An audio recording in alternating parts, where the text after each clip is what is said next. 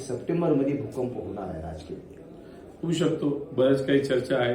RSS सुद्धा त्या बाबतीत काही ना काहीतरी टिप्पणी नाही तर स्टेटमेंट देत आहे आणि बीजेपीमध्ये सुद्धा चर्चा सुरू आहे.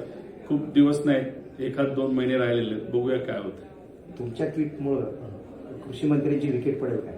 नाही, विकेट पाडण्यासाठी आम्ही कधी काय करत नसतो.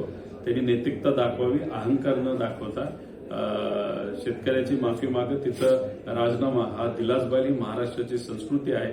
अजितदादांच्या बाबतीत सुद्धा जर तुम्ही बघितलं असेल की काही लोकांनी त्यांच्यावर आक्षेप घेतला, काही एखादं स्टेटमेंट, लगेच अजितदादांनी राजीनामा दिला ना. तुमचा नेता देतो, नेत्यात जर तिथे क्षमता असेल, नाहीतर काही पचवण्याची क्षमता असेल, काही चुकीचं घडलं असेल, तर तुम्ही इथं जो अहंकार दाखवताय त्याच्यापेक्षा माझं मत आहे की तुम्ही राजीनामा द्या आणि एखाद्या सक्षम व्यक्तीला, ज्याला खऱ्या अर्थाने हे